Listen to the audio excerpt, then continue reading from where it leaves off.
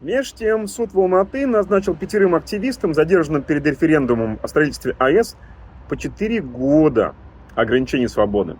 Каждому из них еще 5 лет нельзя заниматься общественной деятельностью и вступать в различные партии.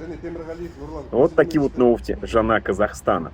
Причем все активисты, проходящие по этому делу, пенсионного или предпенсионного возраста. Следствие настаивало на том, что по их версии, точнее, да, в день голосования на референдуме 6 октября 2024 года эти активисты пенсионного, предпенсионного возраста планировали организовать беспорядки с применением силы, поджогами и уничтожением имущества с использованием оружия, взрывчатых веществ или взрывных устройств и оказывать вооруженное сопротивление властям. Но это просто не активисты-пенсионеры, а 5 Рэмбо каких-то, по версии следствия. Согласитесь? Вот такой вот жана Казахстан.